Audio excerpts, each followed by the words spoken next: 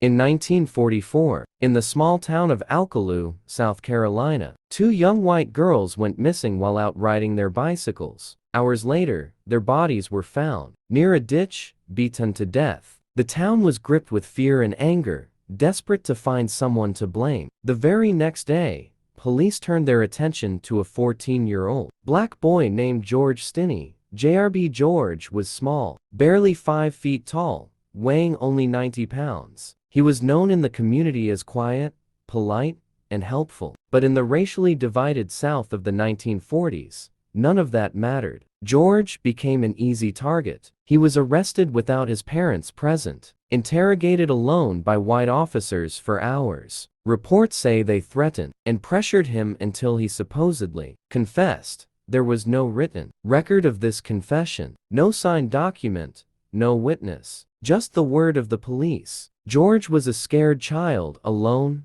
cornered, and accused of something he could not have done. Within weeks, George was placed on trial. His court-appointed lawyer barely defended him. No witnesses were called for his side. No evidence tied him to the crime. Yet the courtroom was packed with angry townspeople demanding vengeance. The entire trial lasted just 3 hours. The jury, 12 white men, deliberated for 10 minutes. Their verdict: guilty. George Stinney JRB was sentenced to death by electric chair. At just 14 years old, he became the youngest person in modern American history to face execution. On June 16, 1944, George was led into the execution chamber. He was so small that he couldn't properly fit into the electric chair. Guards stacked a book beneath him so he could sit high enough. The oversized mask slipped from his tiny face as the electric current surged through his body. Witnesses later recalled it as one of the most horrifying executions they had ever seen. George was gone, but the injustice didn't die with him. For decades, his family carried the pain of knowing their son,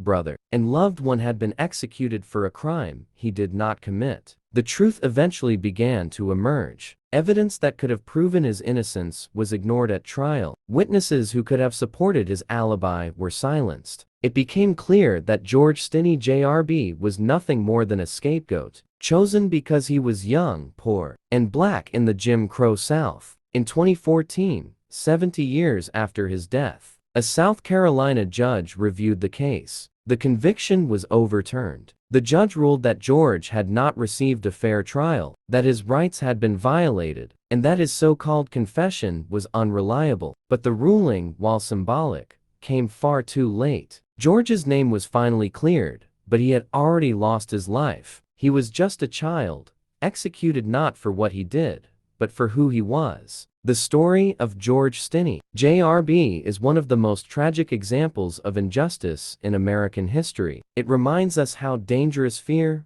prejudice, and rushed justice can be.